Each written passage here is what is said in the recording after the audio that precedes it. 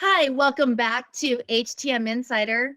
I'm Sherelle Sandrini with Multi Medical Systems, and really happy to bring you a topic today that I think will touch everybody in the industry. First, I'd like to introduce my friend Colleen. We go back several years from CMIA San Diego, and now she's living across the country, still doing good work as a biomed. Colleen, thanks for being here. You want to introduce yourself to everyone? Hi, I'm Colleen Haugen-Ortiz. I have been in the industry since 2014. Background with I was an Army biomed and then got out of the Army and joined GE and worked my way through the ranks. And now I am a quality specialist with GE and work with the actual program. Very nice. And I think your husband's also a biomed, right? Yeah, he's a Navy biomed over at Walter Reed. Very cool. Very cool. Keeping it in the family, right? Yes, for sure. I can't imagine your little ones will be turning wrenches before you know it. Oh, he already has a toolkit. There you go. Very good. Very good. Well, today, folks, what we're going to talk about is burnout in the biomed industry, especially everyone going through COVID. We know that, I mean, gosh, there's been so many demands put on you and your teams if you're in a manager. I mean, from equipment to repairs to COVID patients, purchasing the equipment that wasn't out there to purchase. So, Colleen, let's just talk about it. What is burnout in the biomed industry? How do you see it? Burnout is, to me, I know when I hit my burnout point is stress. You're to the point that you're stressed and you are exhausted and just the amount of stuff coming your way, you start dropping the ball. And it's completely fair, you know? It's not your fault that you're dropping the ball. That I want to throw that out there. Right. And how does stress look? Is it the same for everyone, or what Oh have you no. seen? No, it's definitely not the same for everybody. I know some people it's very visible. You get those who get irritated very easily, and then you get those who, implode versus explode. There are very varying types of stress. So right now in the HTM world, have you seen anyone address this yet? I haven't. And that's one reason why I did my LinkedIn post is no one's talking about it. It's definitely not being talked about at all.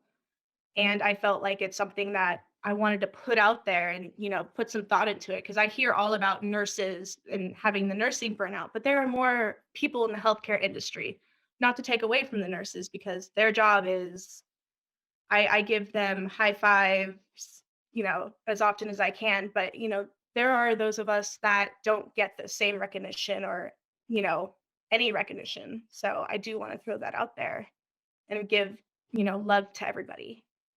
Right, because I think the biomed industry is often the heroes behind the door, right? Hmm. And I don't think that the biomed industry is recognized as healthcare professionals until recently. I think that it's changing. But let's go back on stress and burnout. Is it the overwork? Is it the stress of dealing with COVID? Is it, working with other staff members? What do you think specifically um, could be targeted as a stressor in a biomed's life? So I think a lot of it started before the pandemic because there were a lot of staffing issues before the pandemic. Pre-pandemic, we are a retiring field. And so getting staffing that has the skill set to be able to come into the biomed industry and then, pick up where, you have this tech that has been working 30 years and knows, everything left and right. And then, they retire and someone else comes in and picks up where they have known, it's definitely a learning curve and a technical curve, trying to get the competencies up to par and trying to find the staff with the type of technical knowledge. That was pre-pandemic. Then you throw in the pandemic, and hospitals are wanting at the turn of a dime, we are turning our peds department into a COVID unit. So there's equipment movement and things that need to happen, and you're having to drop your normal loads for special projects now.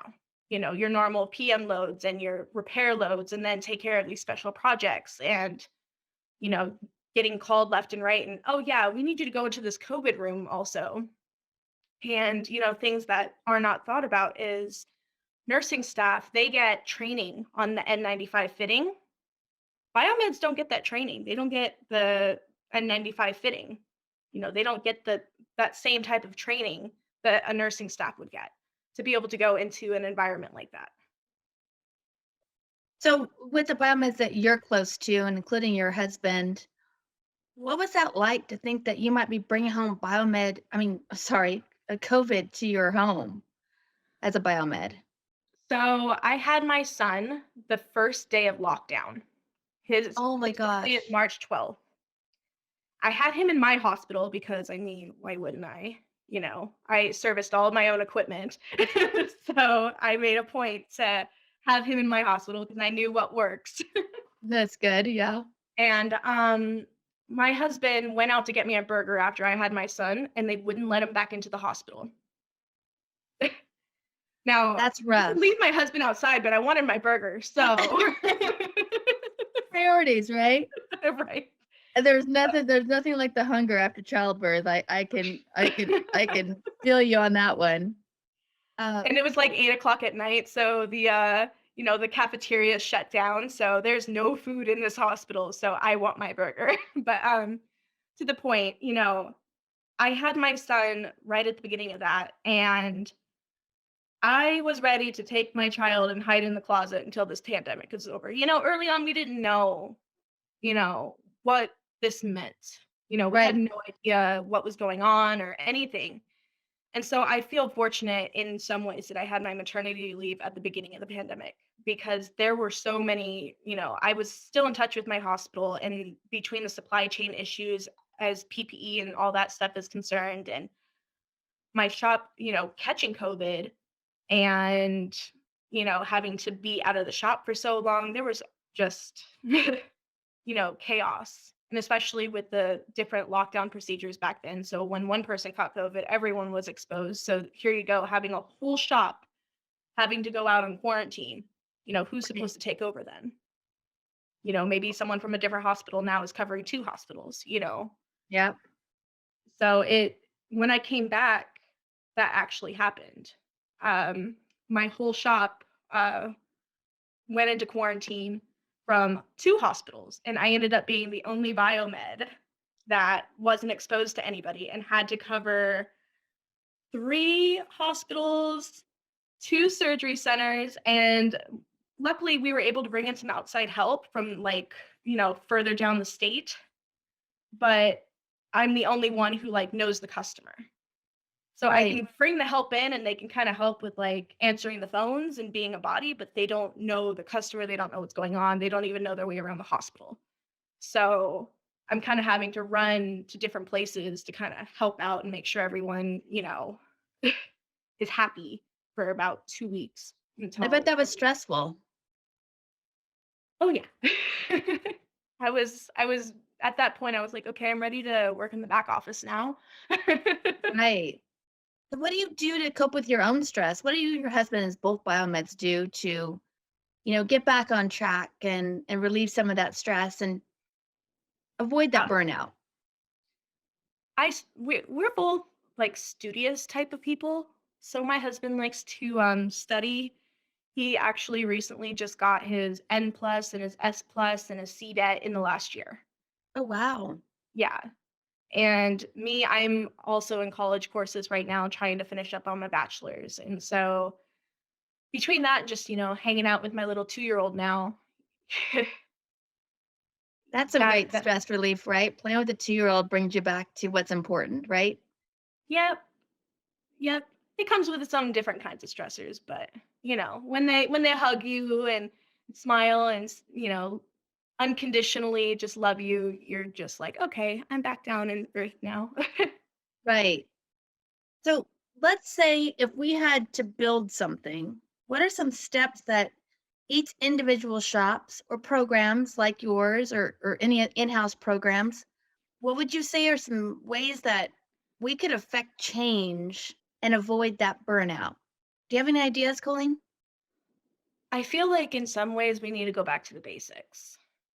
You know, part of like what I do now, I work quality now, so I do a lot of SR audits and I can see the burnout. I take I take service reports from different time periods, you know, quarterly. I pull SRs quarterly and I audit them and I can see the continual they've been getting worse and worse and worse. And to me, when I see things like that, documentation is probably one of the first things to go when you're burnt out. When you're tired, documentation is just like, I don't want to deal with this. Like, I'm going to go do my job. And, it's one of the harder things to keep up with when you're tired and burnt out. And I can see that on that end, that it's progressively getting worse. And I feel like we just kind of need to stop and get back to the basics, Seems like remember what it is we're here for. right. So, how can a manager help their team get back to the basics? If you were a manager of a shop, what would be some steps that you might use to affect change? Team building, that's something that I think is not utilized enough.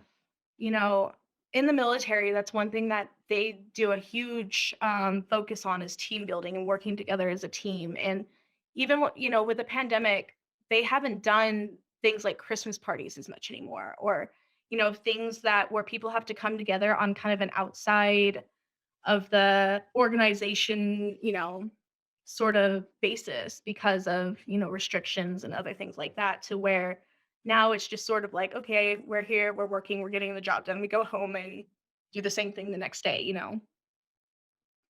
So I think, doing team building exercises, things like that would be a good start.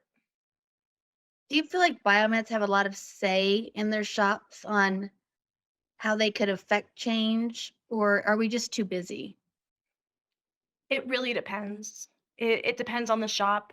Some shops are quieter than others, and some biomeds, might have more pull than others as well, depending on their organization. Yeah, and I agree with you. I think team building is great, and the military does set that example for biomeds across the nation. Southern California biomeds. I know you went to that group when you guys were down there in San Diego. That was a great group of just casual type of events. The picnic, the getting together, like you said. But we can't get together in person, which I know it's lifting. It's getting better. Um, I think groups, right? Zoom groups, Facebook groups. I think that no one understands exactly what a biomed does, so you kind of lean on one another. Hmm. So, are you involved in any of that type of activity on, meeting with other biomeds outside of your shop or your system? So I am involved with the AMI Technology Management Council. So I do get to talk to other biomeds outside of my, organization in a sort of subcommittee. We have subcommittees in which we meet up and we discuss different things that different topics and stuff that we want to either come up with guidelines or come up with different types of guidances Mhm. to kind of help the organization out, different ideas to help the organization out. And that's something that we of course there's a lot of shop talk. You can't get biomeds together without having the shop talk. Right. So that, I do get a little bit of interaction outside of the organization that way.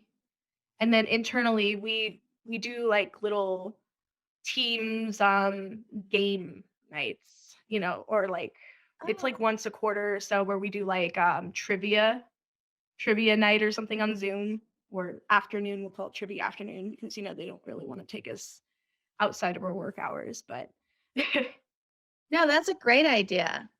So Mhm. a biomed's out there and, he or she's in their shop and they're just feeling the weight on their shoulders, right? And they've got other staff members out on COVID, so now they might be working some overtime and it's just go, go, go, go, go all the time. Let's talk about some steps that they can use, right? I mean, Mhm. there's breathing techniques, right? Mhm. Um, there's meditation. What are some other things that you could think of, Colleen, that might be beneficial that we could give some tools in the toolbox? Because we know our biomeds love tools in their toolbox Oh, for to, sure. to reduce that stress and avoid that burnout. What are some ideas you have? Reaching out.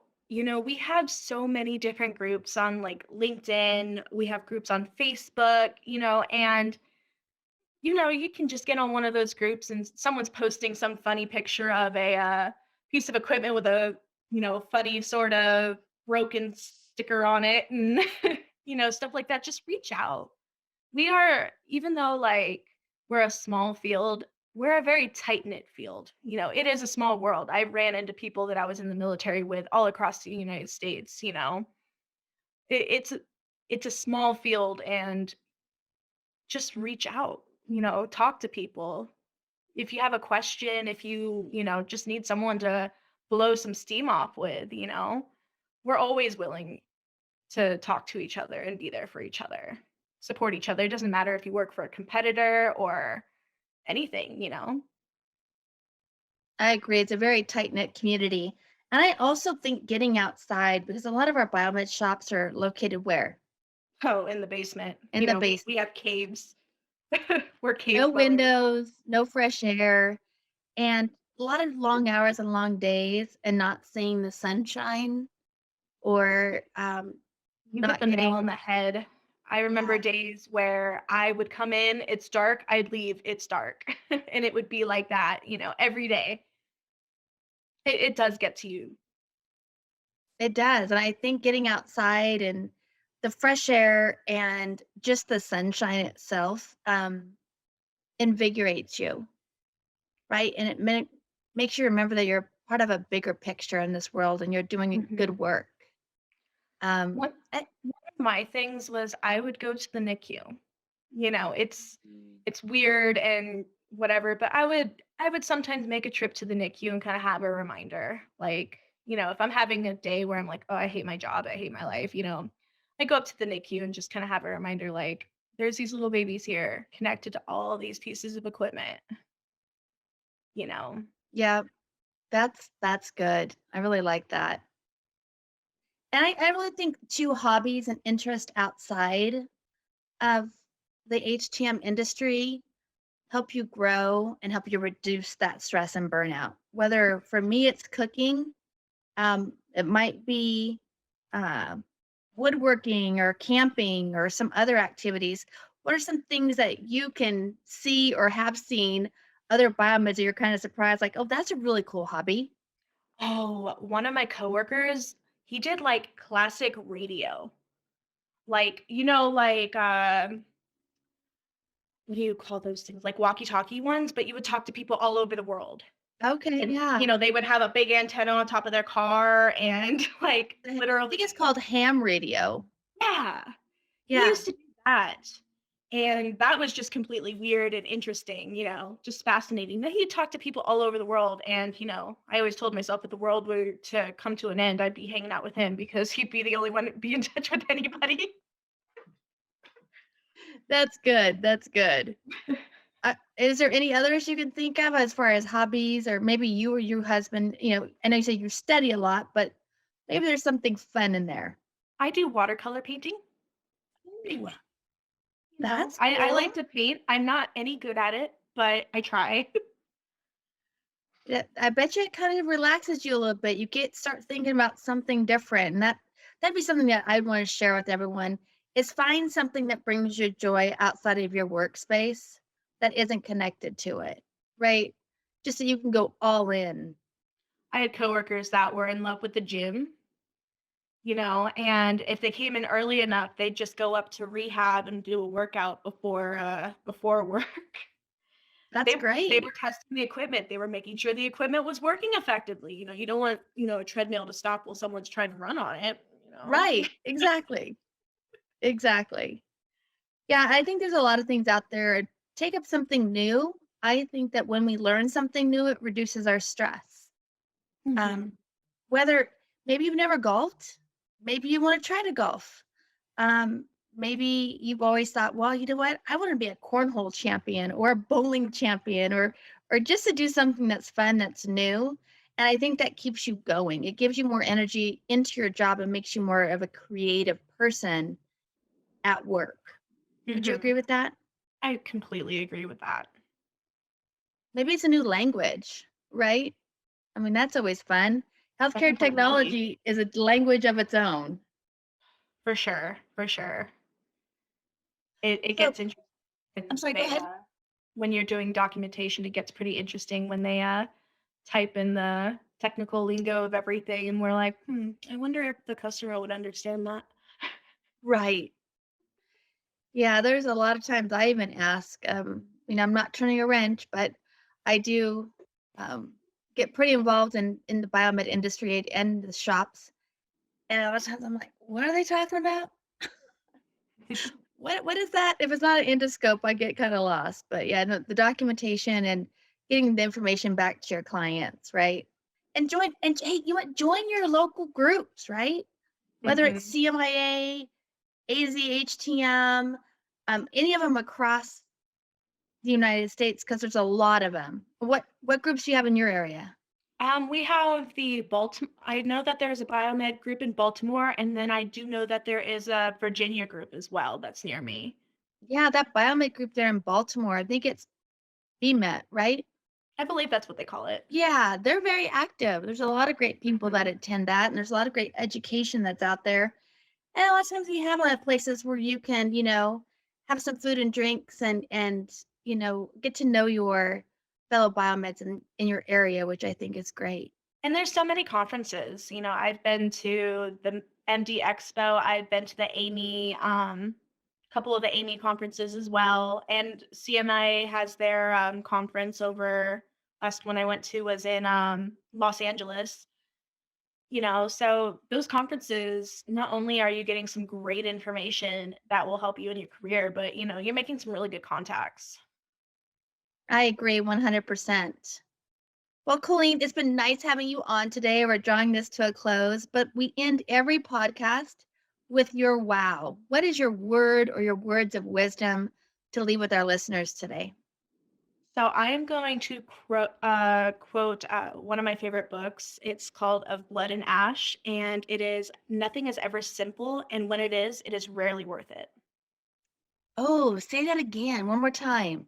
Nothing is ever simple, and when it is rarely worth it. Yeah, that's amazing. That applies so much to this industry, right? Mm-hmm. And thinking about you're taking on your own stress and your own burnout, you need to recollect, refocus, and enjoy the simple things is kind of where you're getting and make life a little bit more simpler for yourself. Yep. Well, it's been great having you on. Hope we can have you back again sometime soon, and we wish you the best of luck with your little family and in your career. Awesome. Thank you so much.